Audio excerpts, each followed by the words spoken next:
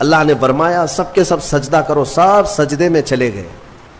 پتہ ہے ایک تھا ابلیس جو غرور کی وجہ سے سجدہ نہیں کیا، کھڑا رہا. ابلیس کون ہے؟ یہ شیطان جس کا نام عزازیل. یہ کون ہے؟ فرشتوں کو تعلیم دینے کے لیے اس کو مامور کیا گیا تھا. اس کو معلم الملائکہ کہتے ہیں. بعضوں نے اس کو فرشتوں میں شمار کیا، لیکن مفسرین کی اکثر رائے یہ ہے کہ وہ جنات میں سے تھا. ابلیس کس میں سے تھا؟ جنات میں سے تھا، لیکن فرشتوں کے ساتھ رہتا تھا، اس لیے حکم اسے بھی تھا. حالانکہ وہ اللہ کی بہت عبادت کیا ہے، بہت عبادت، اتنی عبادت کیا ہے کہ اس کے سجدے اگر زمین پر پھیلا دیے جائیں تو ایک رائی کے دانے کے برابر بھی جگہ خالی نہیں ہوگی. اتنے سجدے اللہ کے کر چکا، لیکن اس وقت سجدہ نہیں کیا. تو رب تعالیٰ نے سوال فرمایا، قال ما منعک الا تسجد اذ امرتک، تو سجدہ کیوں نہیں کیا جبکہ میں نے تجھے حکم دیا تھا؟ قال انا خیر منہ، کہنے لگا اے مولا میں اس سے بہتر ہوں، آدم سے میں بہتر ہوں. خلقتنی من نار وخلقتہ من طین، تو نے مجھے آگ سے بنایا ہے اور اسے مٹی سے بنایا ہے. آگ بلند رہتی ہے، مٹی نیچے رہتی ہے، بلند آدمی نیچے والے کو سجدہ کیسے کرے؟ ہاں یہی غرور ہے.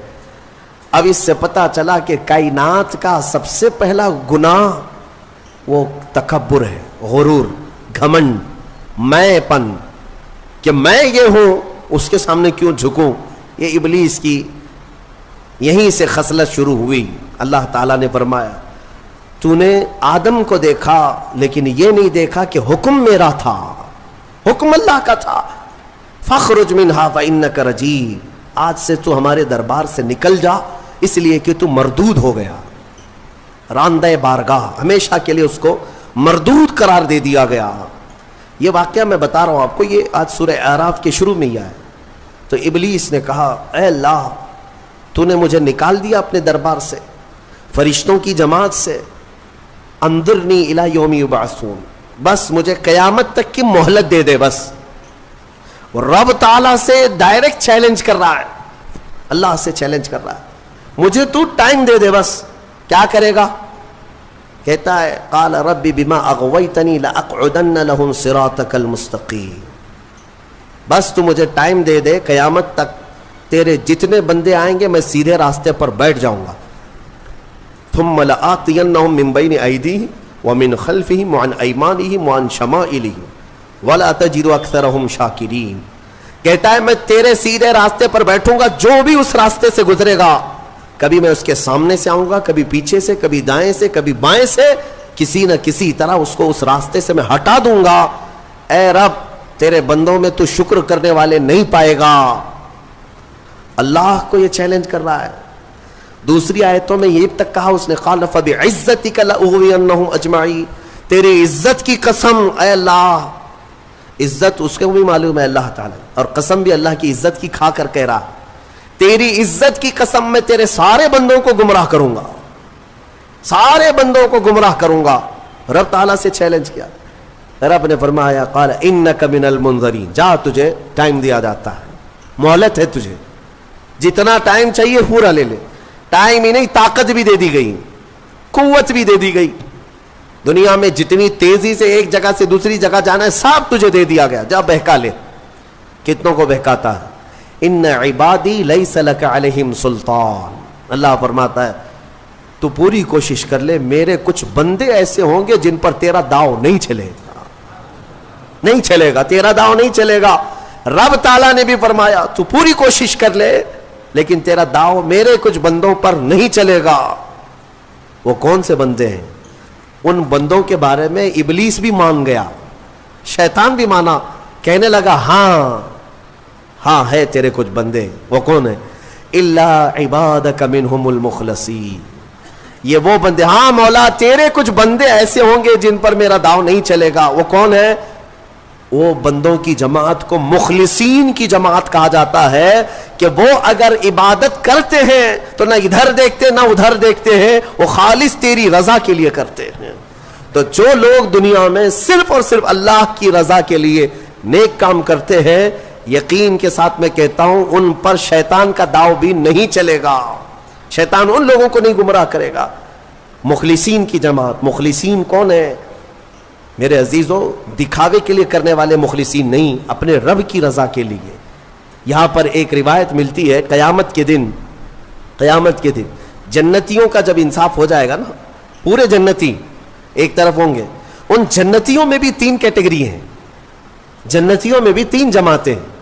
ایک جماعت اللہ نے ان سے فرمایا کہ اے بندو تمہاری بخشش ہو گئی، تمہارے لیے جنت کا پروانہ ملا، تم جنت جا رہے ہو. یہ بتاؤ تم جنتی عمل کیوں کرتے تھے دنیا میں؟ تم نیک کام کیوں کرتے تھے؟ آج جنت تمہارے لیے ہو گئی نا، پاس ہو گئے.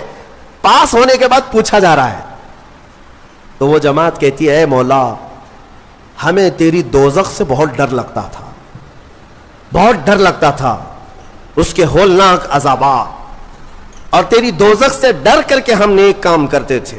اللہ فرماتا ہے ٹھیک ہے میں تم سے راضی ہو گیا، تم جنت میں جاؤ. دوسری جماعت ان سے پوچھا جائے گا تم کیوں کرتے تھے؟ یہ سیکنڈ کیٹیگری ہے جنتیوں کی. تم کیوں نیک کام کرتے تھے؟ تم بھی پاس ہو گئے. وہ کہیں گے مولا قرآن میں اور حدیث میں تیرے رسول سے ہم نے جنت کی اتنی نعمتوں کا ذکر سنا تھا، وہاں کے محلات، وہاں کی خوشبوئیں، وہاں کی حوریں، وہاں کے غلمان، تو شوق تھا کہ جنت میں جائیں، اس لیے نیک کام کرتے تھے. تیری جنت کی خواہش نے ہم سے نیک کام کروائے. رب تعالیٰ فرماتا ہے جاؤ تم سے راضی اور تمہارے لیے جنت ہے، چلے جاؤ. تیسری ایک جماعت ہوگی جنتیوں کی، یہ لاسٹ کیٹیگری ہے.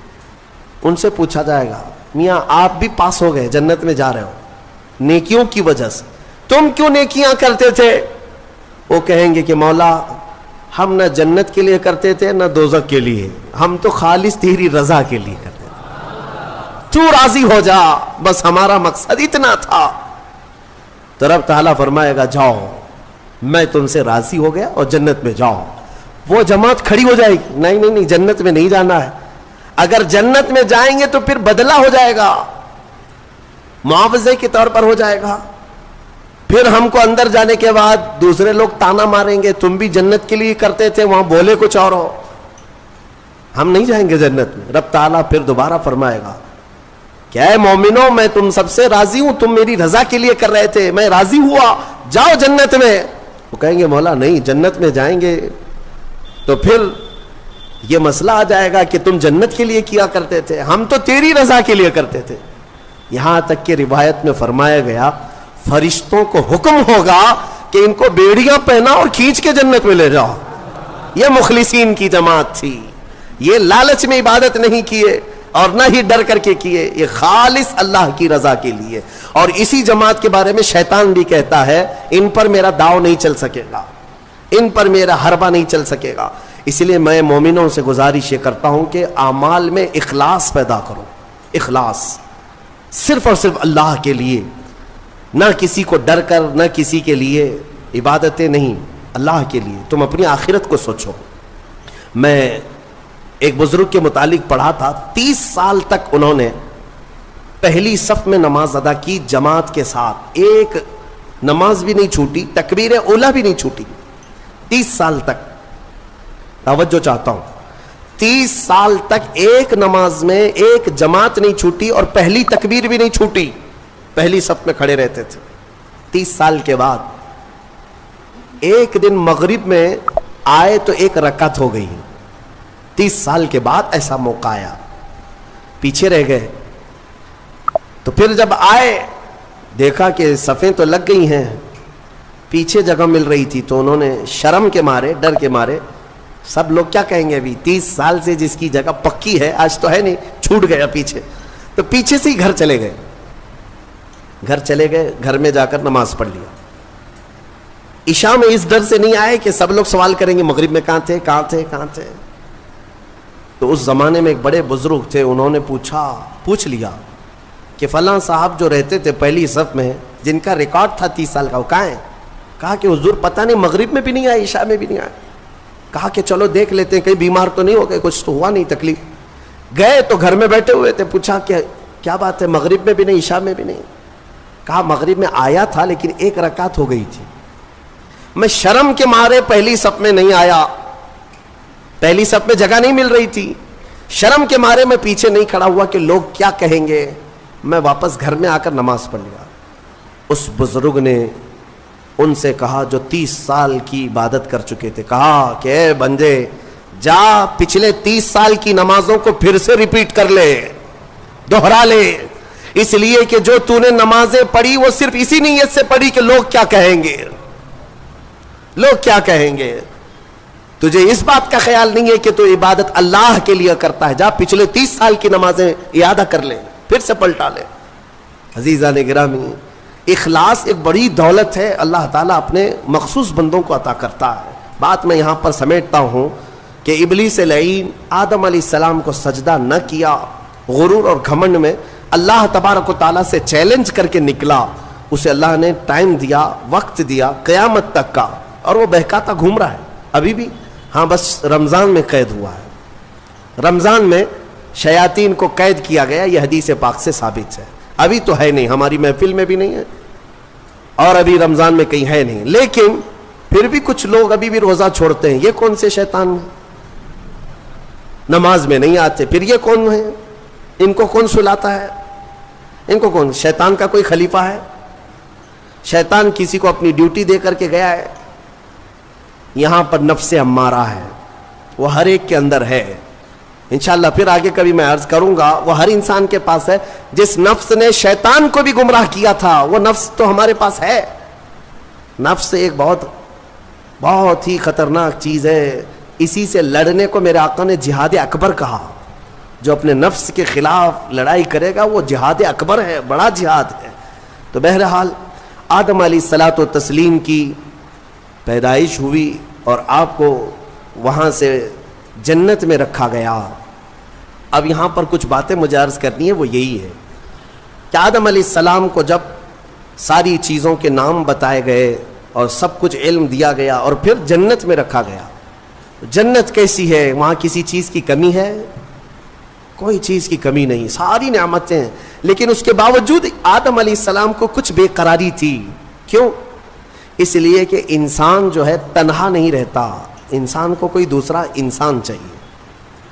انس سے بنا ہے انسان, انس کہتے ہیں محبت کو, اس کے فطرت میں ہے یہ کھچاؤ, دوسرے کے ساتھ اس کا کھچاؤ ہے, لگاؤ ہے, دوست بناتا ہی ہے, اکیلا نہیں رہے گا انسان. تو آدم علیہ السلام کو جو یہ بے قراری تھی وہ تنہا ہونے کی. پھر ایک دن اللہ رب العزت نے ان کی بائیں پسلی سے کچھ حصہ نکالا اور اس سے ایک عورت کو بنایا گیا, وہ حضرت حوا تھی. ہاں اتنی بات میں آپ کو بتا دوں, آدم علیہ السلام کی پیدائش وہ کس جگہ ہوئی اللہ بہتر جانے, کوئی تو جگہ ہوگی, لیکن عورت کی پیدائش تو جنت کے اندر ہوئی. کہاں ہوئی ہے؟ جنت کے اندر ہوئی ہے. ہاں جنت میں پیدا ہوئی ہے عورت, یہ اس کا مقام ہے اور یہ جنتی چیز ہے. اللہ تبارک و تعالیٰ نے اس میں جو خوبصورتی رکھی ہے عورت کے اندر, وہ جنت کی کشش ہے. جب حضرت آدم علیہ السلام حضرت حوا کو دیکھتے ہیں, آپ کو پتا ہے حضرت حوا دنیا کی سب سے خوبصورت عورتوں میں سے ایک ہے, سب سے خوبصورت تھی. آدم علیہ السلام ان کی طرف ہاتھ بڑھانے لگے. رب تعالیٰ کا حکم ہوا, آدم تمہارے لیے حلال نہیں, تم اس کا مہر ادا کرو, مہر ادا کرو. مہر دینا یہ جنتی قانون ہے, آج بھی ہمارے نکاح میں مہر رکھا جاتا ہے. آدم علیہ السلام نے عرض کیا کہ مولا میں یہاں کس چیز کا مالک ہوں, کیا چیز مہر میں دوں؟ رب تبارک و تعالیٰ نے فرمایا آدم تمہاری اولاد میں اخیر زمانے میں میرا ایک محبوب نبی پیدا ہوگا جس کو آسمانوں میں احمد, زمینوں میں محمد کہا جائے گا. آدم تم اس پر 20 بار درود بھیجو, یہ حوا کا مہر ہو جائے گا. شیخ عبدالحق محدث دہلوی رحمۃ اللہ علیہ نے بھی اس کو لکھا ہے. آپ اندازہ کرو, ہماری ماں کا مہر درود پاک ہے. ہماری ماں ہمارے باپ کے لیے حلال ہوئی تو درود کے صدقے میں حلال ہوئی, اور جس کو درود سے چڑ ہے اسے سوچنا چاہیے کہ حلال ہونے کا طریقہ آدم علیہ السلام کے لیے حضرت حوا درود رکھا گیا. درود کے منکر تو کہاں جائے گا کہ اپنے ماں باپ کے بارے میں شک کرے گا. آدم علیہ السلام اس کے بعد حضرت بی بی حوا کو چھوتے ہیں. دونوں مزے سے رہ رہے تھے, قرآن میں اللہ فرماتا ہے یا آدم اسکن انت وزوجک الجنت فکلا منہا حیث شئتما. رب فرماتا ہے تم اور تمہاری بیوی جنت میں رہو، جو چاہے کھاتے رہو، جہاں سے من کرے کھاؤ. جنت میں گھومتے رہو، پھرتے رہو، ساری چیزیں تمہارے لیے اب حلال ہیں. لیکن رب نے فرمایا تھا ولا تقربا هذه الشجرہ، ایک درخت ہے اس کے قریب مت جانا، ایک درخت ہے اس کے قریب مت جانا. اللہ کی طرف سے منع تھا. وہ درخت کے قریب جانے کی ممانعت آئی تھی تو ہوا کیا؟ ابلیس لعین جو بارگاہ سے مردود ہو گیا تھا، اب اس کی ڈیوٹی ہو گئی تھی کہ آدم علیہ السلام کو بہکائیں یا پھر ان کی ذریت کے خلاف کچھ نہ کچھ سازشیں کرتے رہے. اس کی ڈیوٹی ہو گئی تھی. اس وقت تک وہ فرشتوں میں بھی جاتا آتا تھا، جنت کے دروازے تک بھی پہنچتا تھا. روایات یہ بتاتی ہیں کہ ایک دن جنت کے قریب وہ گیا، آدم علیہ السلام اور حضرت حوا کو بلایا، کہا کہ تمہیں پتہ ہے اس درخت کے قریب جانے سے کیوں منع کیا گیا ہے؟ آدم علیہ السلام نے پوچھا کیا بات ہے؟ کہا اس درخت میں ایک پھل ہے، اگر تم کھا لو گے نا الا ان تکونا ملکین او تکونا من الخالدین، تم یا تو فرشتے بن جاؤ گے یا ہمیشہ جنتی بن جاؤ گے. ہاں اگر کھا لیے تو ہمیشہ کا ہو جائے گا، پکے ہو جاؤ گے.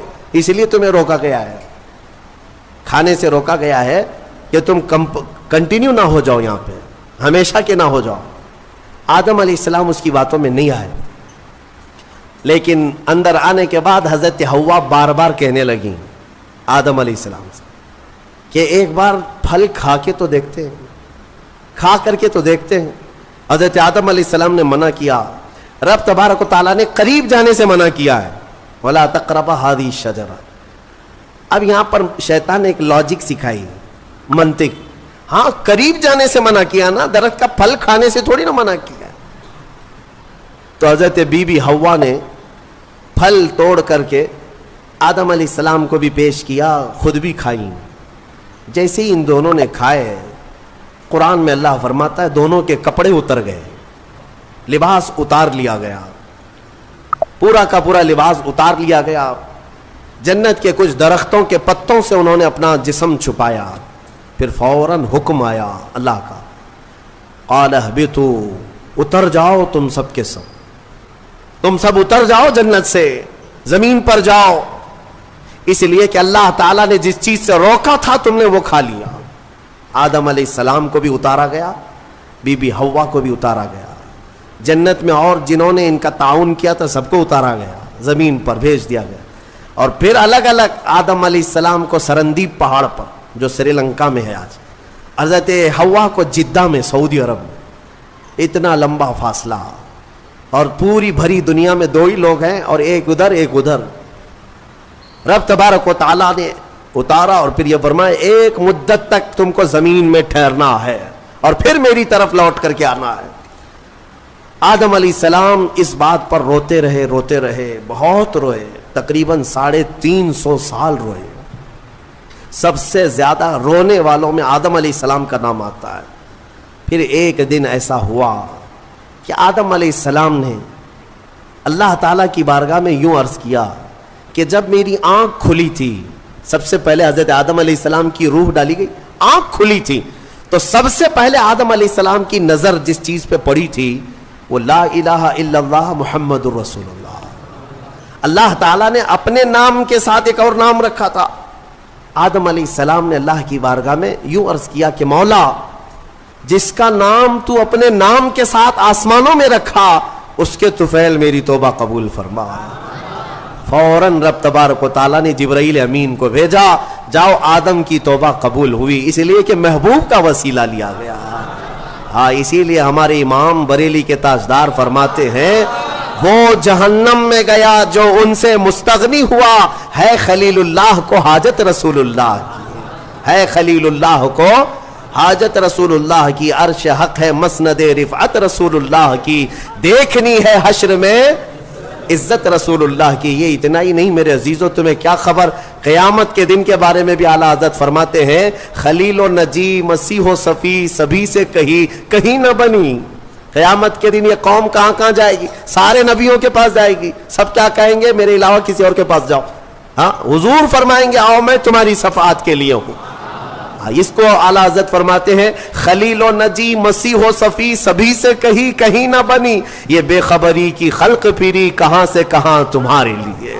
یا رسول اللہ کہاں سے کہاں تمہارے لیے، دہن میں زباں تمہارے لیے، بدن میں ہے جان تمہارے لیے، ہم آئے یہاں تمہارے لیے، اٹھے بھی وہاں الحمدللہ۔ حضرت آدم علیہ السلام کی توبہ قبول ہوئی، اس کے بعد آپ کو حکم ہوا حج پہ جانے کا، آپ حج کے لیے آئے۔ کعبہ اس وقت موجود تھا، کعبہ اس وقت موجود تھا، فرشتوں کا تعمیر کیا ہوا تھا۔ آدم علیہ السلام سفر کر کے گئے حج کے لیے۔ یہاں سے ایک بات میں عرض کرتا ہوں، دنیا کا پہلا حج ہندوستان کی سرزمین سے ہوا۔ آدم علیہ السلام اسی زمین سے گئے، اور ہمارے لیے فخر کی بات یہ ہے کہ یہ ہندوستان ہمارے باپ کی زمین ہے۔ ہاں، آدم علیہ السلام باپ ہے کہ نہیں ہے؟ ہمارے باپ کی زمین ہے، الحمدللہ ہم اپنے باپ کی زمین پر قائم ہیں، ہاں کسی کے باپ کی نہیں ہے۔ اور فخر سے رہو، خوشی سے رہو، اللہ تبارک و تعالیٰ نے زمین پر تمہیں قرار دیا۔ آدم علیہ السلام جب وہاں پہنچے تو عرفات کے میدان میں حضرت حوا سے ملاقات ہوئی، پھر اس کے بعد زندگی کی ابتدا ہوئی، اولاد شروع ہوئی آدم علیہ السلام کی، پھر نسل انسانی کا ایک بہت بڑا سلسلہ شروع ہوا، اور اسی نسل انسانی کی برکت ہے کہ ہم اور آپ زمین پر آج موجود ہیں، اسی آدم علیہ السلام کی نسل سے۔ ایک اور بات خاص طور پر عرض کرنا ہے، وہ یہ ہے کہ آدم علیہ السلام کہاں سے اتارے گئے تھے؟ میں نے ابھی آپ کے سامنے عرض کیا، کہاں سے اتارے گئے تھے؟ جنت سے اتارے گئے تھے، جنت سے اتارے گئے، اور جہاں سے آئے ہیں وہیں پر جانا چاہیے۔ اسی لیے کہا گیا انسان کو کہ تیرا اصلی وطن جنت ہے۔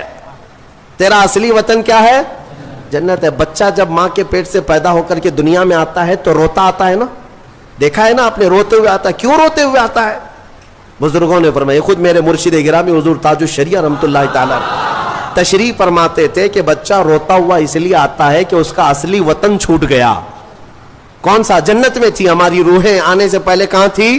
جنت میں تھی۔ اصلی وطن جب بھی چھوٹتا ہے تو روتا ہوا آتا ہے، اور اسی لیے شاعر کہتا ہے، شاعر کیا کہتا ہے کہ یاد داری کے وقت زادنے تو ہما خنداں بودند تو گریاں۔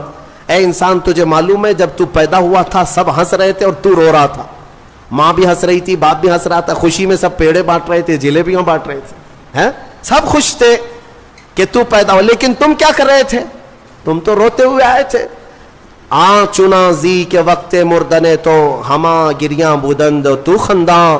شاعر کہتا ہے اے انسان اب زندگی ایسی گزار کر جا کہ جب تیرے جانے کا وقت ہو تو سب رو رہے ہو اور تیرے لبوں پہ مسکراہٹ ہو، تو ہنستا ہوا جا۔ کون ہنستا ہوا جائے گا؟ جسے اپنے وطن پر جانے کا شوق ہو، اپنے اصلی وطن جانے کا جسے بھی شوق ہوگا، موت کے وقت اس کے لبوں پہ مسکراہٹ ہوگی۔ اور جسے جہنم جانے کا ہوگا، خاک مسکرائے گا، خاک مسکرائے گا، وہ تو ملک الموت کی شکل دیکھ کر کے لال پیلا ہو چکا ہوگا۔ ہاں اسی لیے جنت کی خواہش بھی رکھو کہ میرا اصلی وطن ہے، اور کام بھی وہی کرو تاکہ مرنے کے وقت لال پیلے نہ ہو، لبوں پر مسکراہٹ ہو۔ اسی لیے بہتوں کو مرتے وقت مسکرانا یہ ہمارے اختیار میں نہیں ہے۔ ہاں تم چاہو گے تو مسکرا لیں گے، ابھی ہم بیٹھے ہیں ہنسنے کے لیے بولوں گا تو پورا پھاڑ کر کے ہنسیں گے، ہو سکتا ہے ابھی اختیار ہے، لیکن موت کے بستر پر میاں کسی کے اختیار میں نہیں۔ ہنسنا اس وقت تمہارے کنٹرول میں نہیں، اس وقت تو نزع کا عالم ایسا کہ مکھی بھی بیٹھے تو پہاڑ کے برابر لگے، ہنس کہاں سکو گے؟ ہاں بس وہی ہنسے گا جو زندگی بھر جنت میں جانے کی تیاری کرتا تھا اور مولا اسے موت سے پہلے جنت دکھا رہا ہو اور وہ ہنس رہا ہو، بس وہی ہنسے گا، باقی کسی کے کنٹرول میں نہیں ہے۔ اسی لیے میں اسی پر گفتگو ختم کرتا ہوں۔ ہمارے باپ آدم علیہ السلام جنت سے آئے تھے اور پھر وہ واپس جنت میں ہی جائیں گے۔ آدم علیہ السلام بھی، نوح علیہ السلام بھی، موسیٰ و عیسیٰ بھی، ابراہیم و اسماعیل بھی علیہ السلام، اور خود میرے آقا و مولا سیدنا محمد الرسول اللہ صلی اللہ علیہ وسلم جنت ہی میں جائیں گے۔ تو ہم جن کی امت ہے، ہمارے لیے یہی فرض ہے کہ ہم بھی وہیں جائیں جہاں ہمارے رسول جائیں گے، اور جنت کے کام شروع کرو، نیکیاں کرو۔ اللہ تبارک و تعالی ہم سب کو اصلاح کی توفیق عطا فرمائے، مرنے سے پہلے مولا توبہ کی توفیق عطا فرمائے، جنتی اعمال کی توفیق عطا فرمائے۔ وآخر دعوانا الحمدللہ رب العالمین۔ السلام علیکم۔